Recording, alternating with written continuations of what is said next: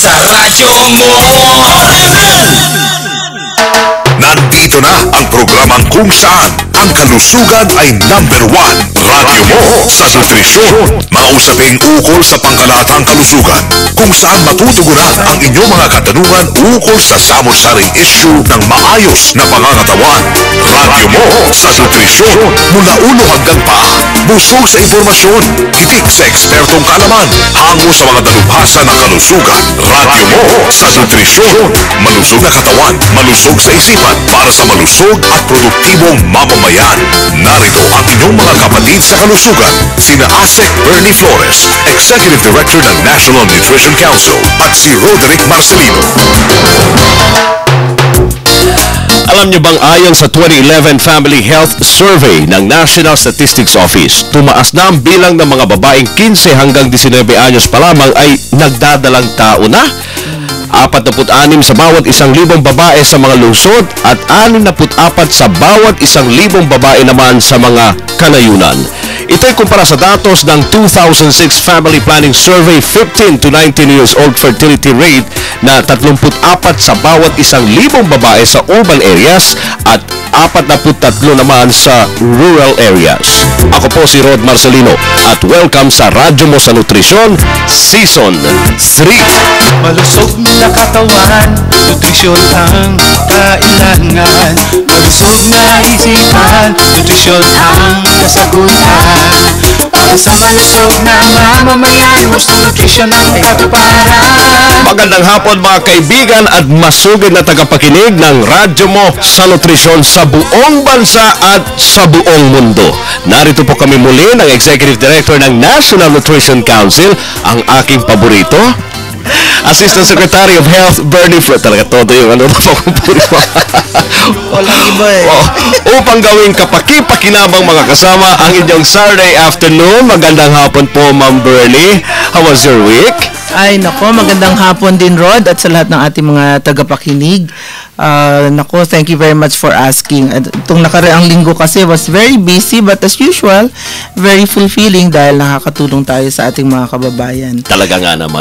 True public servant. Kagabi dumating ako from Zamboanga. Opo, ma'am. Pero galing po kayong Zamboanga kahapon? Oo, hindi lang Zamboanga. Doon pa sa Kabasalan, Zamboanga, Sibugay. Oo. Nag-evaluate ako doon ng ating candidate for the National Outstanding Barangay Nutrition Scholar Award for 2011. At ang ginawa ko sa kanya, after nung evaluation namin na 2 days, dinala ko siya doon sa Radyo Kasunan.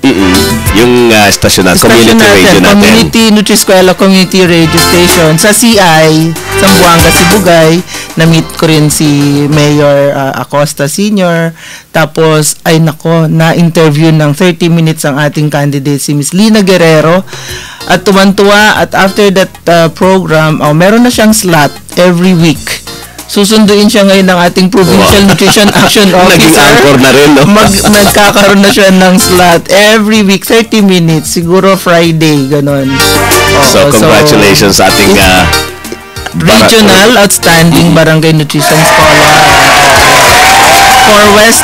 for Zamboanga Peninsula and contender for the National Outstanding Barangay Nutrition Scholar Award. So, ayun, medyo diretso from CI, Kabasalan, diretso to the airport.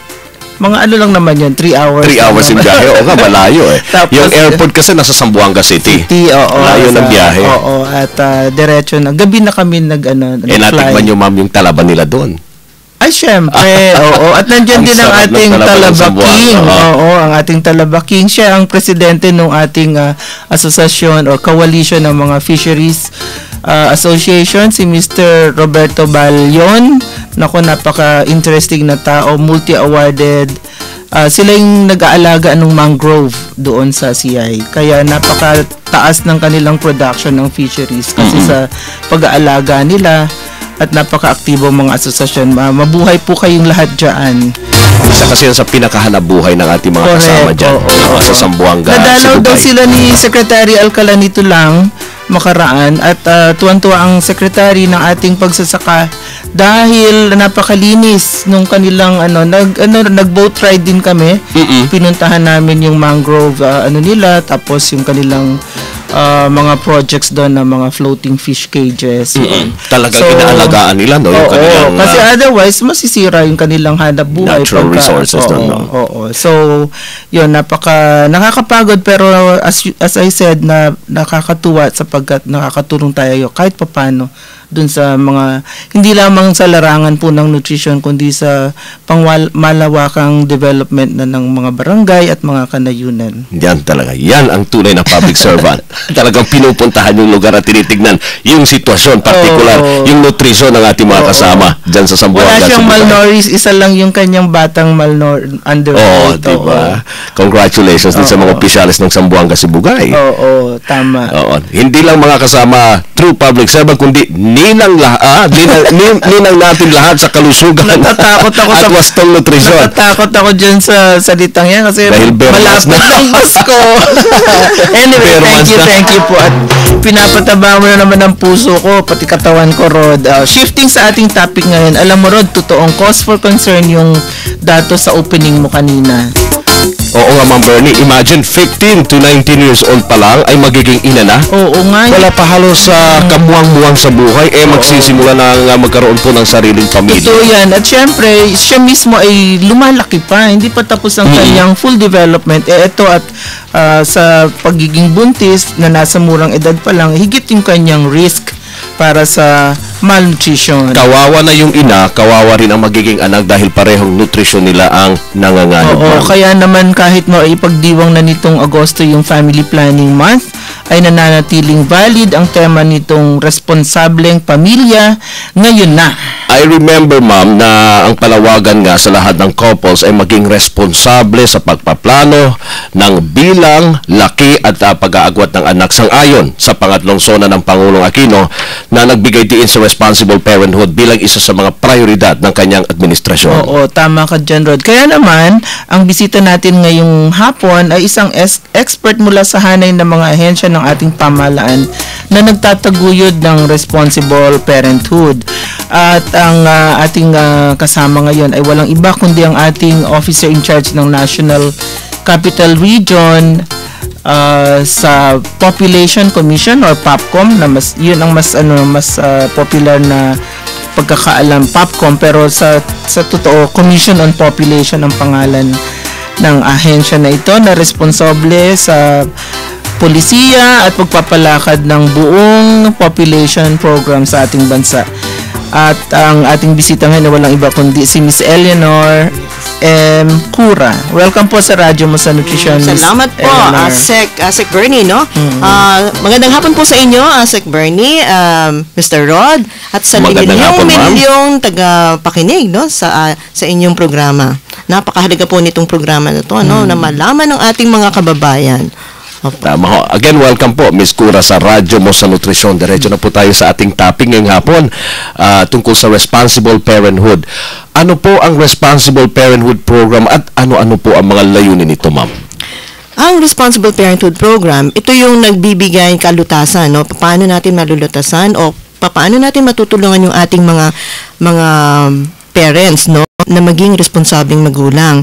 Ito ay ang pagbigay ng mga serbisyo para tulungan sila kung ilan bang anak ang gusto nila, no, at kung paano talaga maging responsableng magulang, no, kasi tinuturo natin paano yung tamang pakikitungo ng mag-asawa, paano ang tamang pakikitungo ng anak sa magulang, ang magulang sa kanilang anak, ng gano'n, no, at paano yung kanilang mga tungkulin para maging responsableng magulang. Iba't ibang mga tungkulin, marami, no, yung kanilang sa pagpapalaki, tamang pagpapalaki ng ating anak, no, ng mga anak nila, ng mga yun ang tinuturo natin sa ating programa, no, yung papaano yung magkaroon ng sapat, kasi ang gusto ng mga magulang, no, mga mag-asawa, 2 hanggang 3 anak lang. Pero ano nangyayari? Ideally, Mas ganun dapat, oo. mas madami Mas pa, madami, no? oo. So, yun yung gusto nating tugunan, no? Sa pamamagitan ng impormasyon, palaganapin ito sa ating mga RPM classes, RPFP classes, yung mga ganon, no? Meron tayo ring mga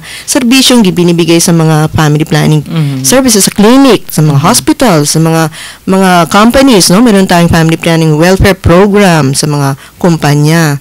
Yun po. So, yun yung ating pinapalaganap. Ma'am Eleanor, ano-anong mga ahensya ang tumutulong sa inyo? Tsaka, ano yung papel mismo ng inyong ahensyang PAPCOM? Opo. Kasi po, ang PAPCOM ay taga-coordinate, planning, monitoring body, no? Hindi kami ang taga-implement.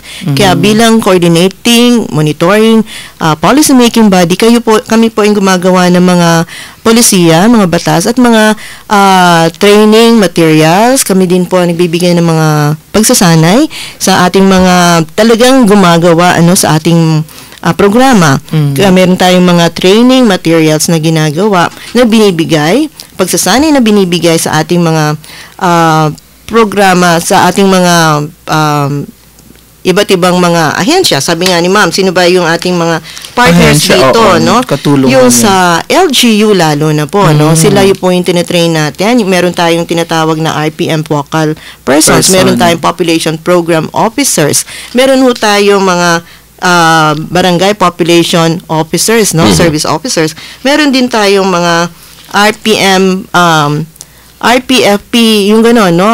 Mga tagabigay ng mga impormasyon sa family planning and responsible parenthood. Yun ho yung sa LGU, no? Kakabit to, no? Yung DILG. Sa DOLE naman, sabi nga ho natin, sa lahat ng kampanya na may 200 na personnel and above, meron ho tayong family welfare program. Nakasaadit ho ito sa may local sila, no? Labor code, kung saan na dapat lahat ng mga kumpanya na may 200 employees and above magkaroon ng family welfare program. So doon po pumapasok ang ating responsible parenthood. Sa DSWD po, meron silang 4Ps, no? Conditional cash transfer O yung Pantawid Pamilyang Pilipino, kung saan isa doon sa kanilang family development session, pinapasok ho natin yung family planning and responsible parenthood, no? Para malaman nila kung paano talaga maging responsableng magulang. Sa DOH, syempre, no? Yung lahat ng ating mga clinics, no? Yung mga health personnel natin doon, yung mga nurses, midwives, doctors, binibigyan sila ng pagsasanay paano ituro paano maging responsableng magulang, no? Mga trainings po basically, no, yung ating ibinibigay, pinamamahagi po sa ating mga partners, no, yung mga talagang gumagawa ho sa baba, no, sa ating parang ang mga estratehiya nyo yung training unang-una, tapos information education, IEC, sa local government implementation po yan. So ang papel ng taga-sulong ng PAPCOM, taga-sulong po, taga-promote. Kasi mabanggit ko lang po dun sa pre-plenary budget deliberation ng Department of Health, may isa tayong member ng House of Representatives, nag-komentaryo lang naman na hindi daw niya nakikita ang PAPCOM sa front.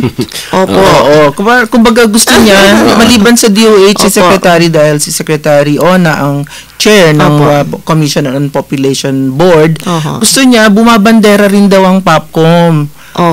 So siguro mas paigtingin pa natin yung kampanya. Makita ng mga kababayan natin na hindi naman nawawala ang PAPCOM. Nandyan, maraming mga ginagawa ang PAPCOM, ngunit gusto nila marinig kayo more. Tama po kayo.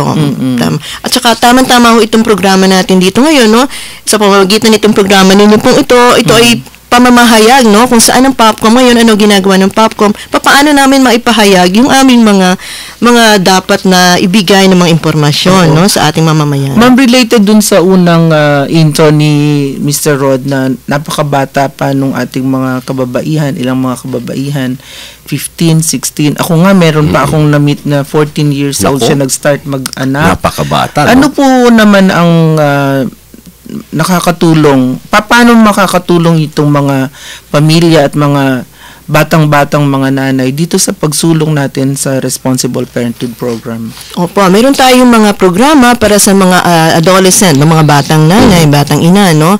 Meron bago tayong pa sila mabuntis. Bago pa sila mabuntis. Even kahit na bago pa sila, adolescent reproductive and health program natin, no, kung saan meron tayo ring ginawang module, no, at ginawa din natin sila ng mga training programs, no, kung saan isinusulong natin yung iba't ibang skills, no, like yung how to say no to sex, no, pero naging na ano na nga, no. So kung nanay na sila, yun naman ang bibigyan natin ng mga karapatang mga serbisyo para hindi nasundan yung kanilang yung kasi sobrang bata, no, delikado.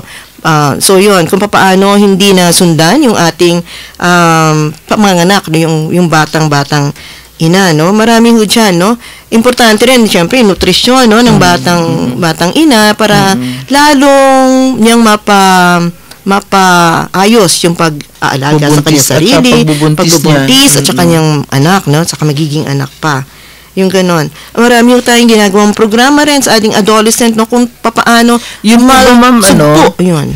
Pinupuntahan yung mga schools, ganon, paano ini-implement yung adolescent reproductive health adolescent program? Reproductive health. Marami yung tayong adolescent reproductive health. Meron tayong teen health centers kung saan na nagbibigay iba't ibang mga LGU po.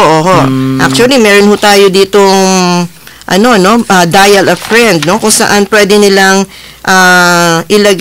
i-dial yung pinaka telepono, no, nung ating parang support group group.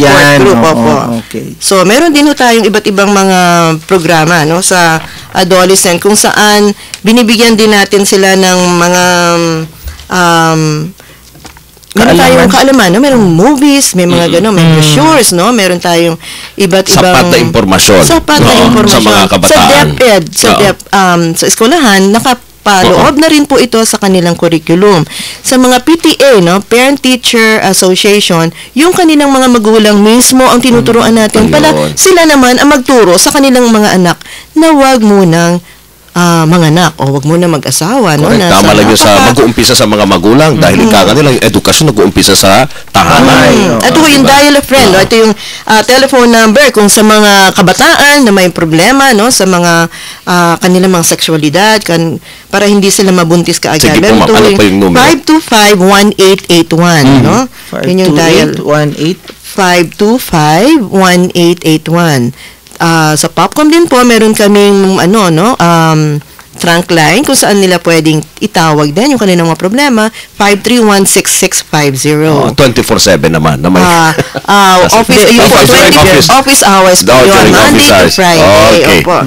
Ang kasama ho natin dyan, Foundation of Adolescent on Adolescent Development. No? Yung ganun. Okay. Alright, mga kasama. Kung nais nyo pong magtanong, text lang po kayo sa 0919-884-0659 o di kaya tumawag po sa 8822-374. Kung na-miss nyo naman ang first part ng programa dahil ngayon lamang kayo ay nakapag-tune in, maaari nyo po kaming mapakinggan muli at mapanood sa www.youtube.com/radyo mo sa nutrisyon. Break naman tayo sandali para sa text question of the day, mga kasama. Ito na. Patatagalin pa. Sige mo. Okay, magbigay lang po ng kahit 2 ahensya na katulong ng Popcom sa pagtataguyod ng Responsible Parenthood Program. Yan madaming sinabi si Ma'am Eleanor so dapat dalawa lang. Dalawa lang. Napaka-simple lang po. Napakadalit, napaka-simple ang ating tanong. I-text niyo lang po ang sagot sa ganitong format, full name, space, address, space, sagot at isend po ang inyong sagot sa 0919-884-0659. Magbabalik ang radyo mo sa nutrisyon. Radyo mo sa nutrisyon. Lifestyle diseases iwasan. Kumain ng wasong pagkain. Mag-ehersisyo araw-araw. Huwag manigarilyo at iwasan ang pag-inom ng alak. Maraming Pilipino ang nagkakaroon ng hypertension, cancer at diabetes dahil na rin sa maling lifestyle at poor diet. Para maiwasan ang mga ito, iwasan ang pagkain na matataba, matatamis at maaalat na pagkain. Dagdagan ang pagkain ng prutas at gulay. Iwasan ang sigarilyo at alak at mag-ehersisyo ng regular para mapanatili ang tamang timbang. Ugaliin ang healthy lifestyle araw-araw. Labanan ang kahirapan at malnutrisyon. Wasto Nutrisyon, alamin, gawin at palaganapin. Isang mensahe mula sa National Nutrition Council ng Department of Health. Radyo mo sa nutrisyon. Sina Asek Bernie Flores, Executive Director ng National Nutrition Council, at si Roderick Marcelino sa programang Radyo mo sa nutrisyon.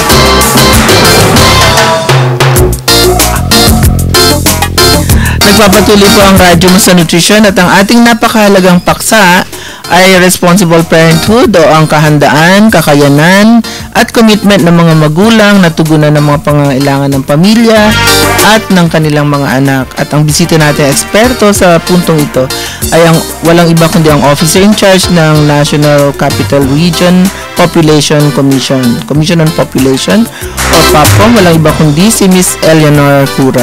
Tuloy natin ang discussion. Okay, ma'am, ano naman po yung papel ng local government unit sa responsableng parenthood or family planning program? Opo, mula nung, kasi na-devolve na ang family planning program, responsible parenthood sa LGU, dahil dun sa local government code. So, sila na ang nagpapatupad nito sa ating mga kanayunan, sa ating komunidad. Kaya naman nandun yung ating mga family planning coordinators, andun po yung ating population program officers, nandun din po yung BSPO na sinasabi, barangay service point officers, nandun din po, meron na tayong RPM focal person, responsible parenthood movement focal person, na sila po ang nagbibigay ng mga RPFP classes, sa mga komunidad. Lalo-lalo na po, responsible parenthood family planning classes, doon sa mga 4Ps beneficiaries natin. Ano nga ba yung 4Ps? Pantawid Pamilyang Pilipino beneficiaries, o yung sinasabi nating CCT. So, binibigay po, meron din po tayong, sila rin po nagpapatubad ng PMC. Ano nga ba yung PMC? Pre-marriage counseling, Sila ho ang pag mag-a-apply, ano ba tawag doon? Pagkukuha ng lisensya para magpakasal. Yung mga seminar.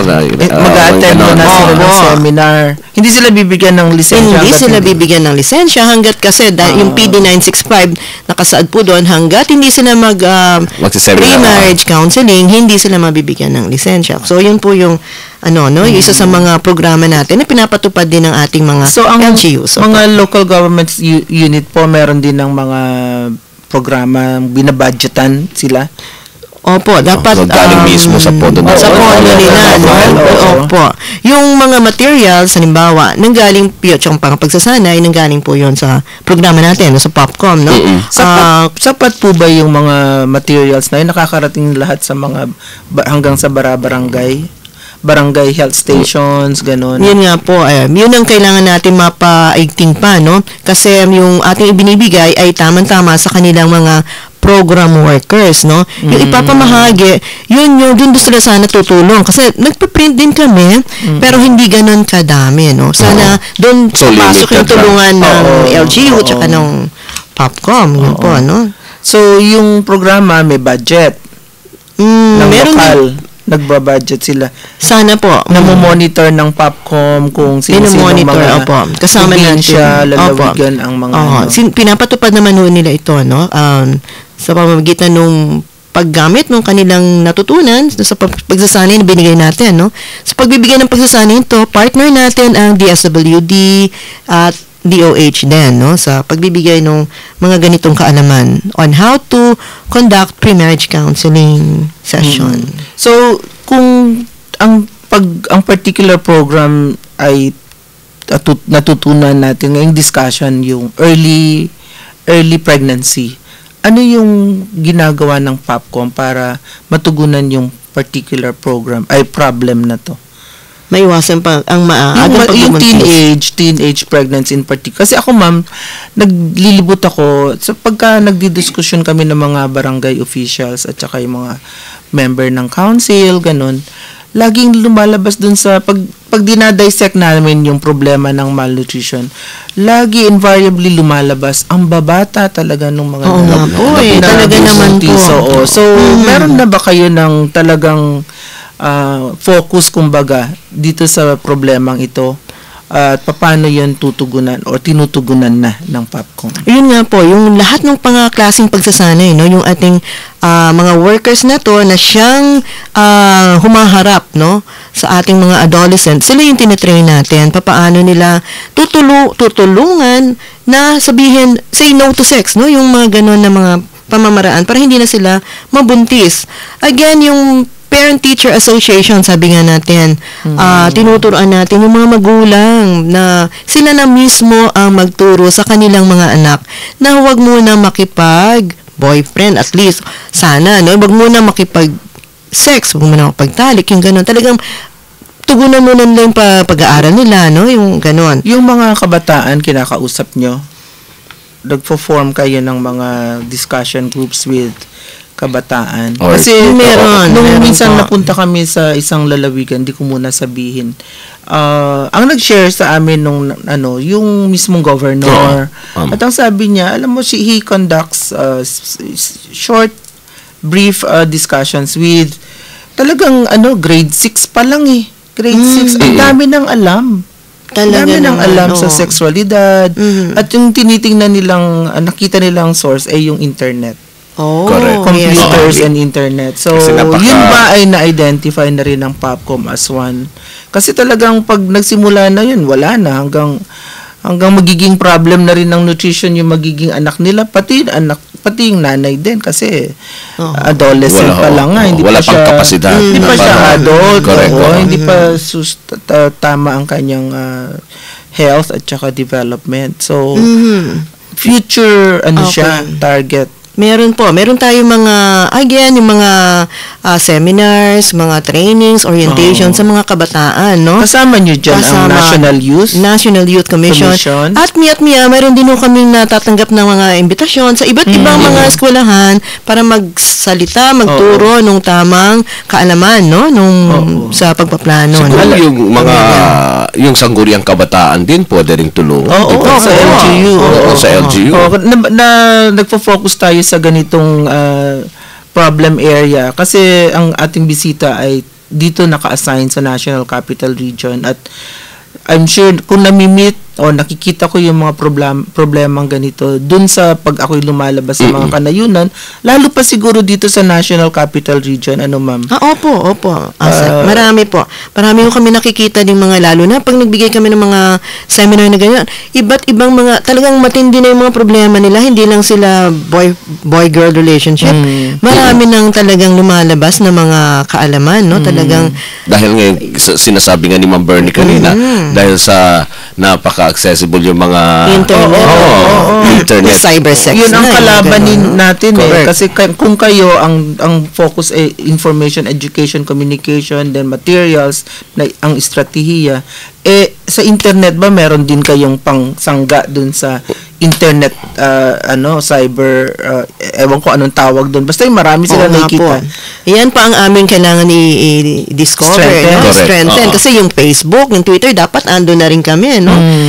Then kung makikita nyo yung mga internet cafe, nako halos ilang metro lang sa mga eskwelahan. Diba? At mga bata ang nakaupo sa harapan ng Talaga naman. Usually kanila mga customer. Nakasama doon, may bago na tayong batas ngayon, di ba? Yung sa internet. Cybercrime. Sana pero hindi naman sana monitor, kasama doon yung natin, no? Para ma-monitor din yung pag-access nila sa sobrang di ba? Sige ma'am, yung naman, maliban dun sa mga problem areas, ano naman ang mga naging ipagyayabang yung mga naging accomplishments dito sa programang Responsible Parenthood? Napababa na ba natin ang bilang, hindi yata, growth rate, hindi pa rin yata. Yes, ma'am. Napababa na? Sige. We'd like to natin. Yun nga, gusto natin, we'd like to think na yung pagbababa ng population growth rate, yung bilis ng pagdami ng populasyon, no? Napababa natin yun, ma'am, from 2.03 to 1.9. 2.03 kailan po yan? Nung 2000 yan, no? Tapos ngayon, nung 2010, yung latest census po natin, napababa natin ng 1.9. Sa Metro Manila po, 1.7 pa nga, no? So, we'd like to think na dahil sa ating programa, ito na yung naging bunga, no? Impact niya ay napababa natin yung bilis ng pagdami ng populasyon, kahit papano. Okay, congratulations din. Alam niyo, hindi talaga biro ang magpamilya at importante ang ating responsible parenthood program sa maraming dahilan.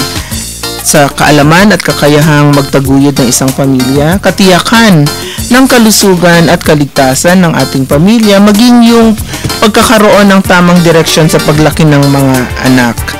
So maraming salamat po Miss Eleanor Cura ng Commission on Population, Officer in Charge ng National Capital Region, sa inyong napakalinaw na pagpapaliwanag kung ano ang Responsible Parenthood Movement or Program at kung bakit ito itinataguyod ng ating pamahalaan. Baka may mensahe pa kayo sa ating mga taga-subaybay. Maraming salamat po, no, Sec Bernie. Napakahalaga nga po itong binigay niyong pagkakataon na to. Ang nais ko lang pong sabihin sa ating mga tagapakinig ay sana talagang maging puspuso na kanilang pagiging responsableng magulang, no?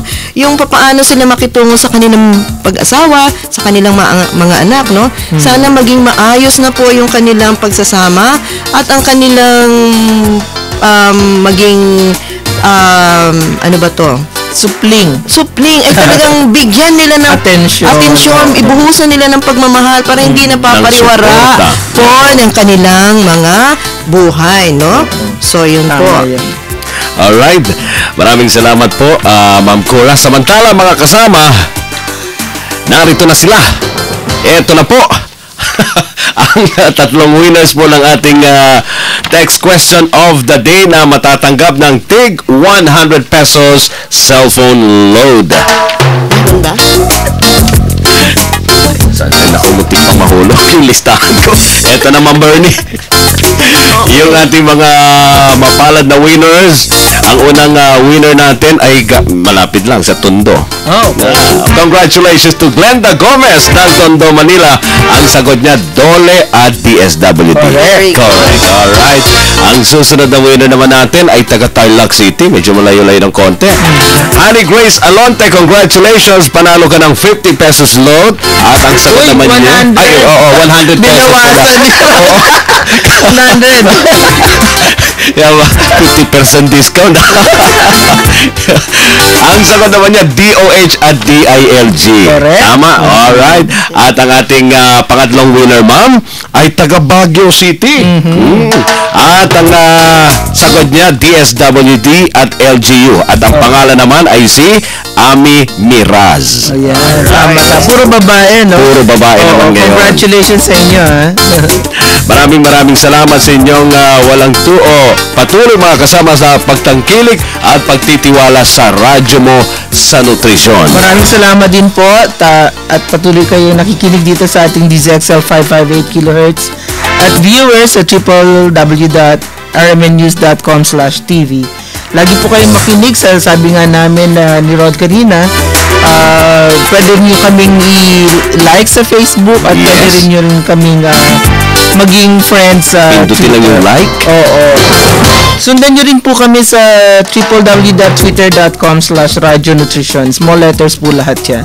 At tandaan mga kasama, dito po sa radyo mo sa nutrisyon, abay nako, bubusugin namin kayo sa impormasyon. At sisigsigin namin kayo ng mga tip tungkol sa tamang nutrisyon. At tutulungan namin kayong iwagsi ang mga maling gawain kumukontra po sa mabuting kalusugan. Wastong impormasyon ay wastong nutrisyon, impormasyon. At solusyon positibong aksyon.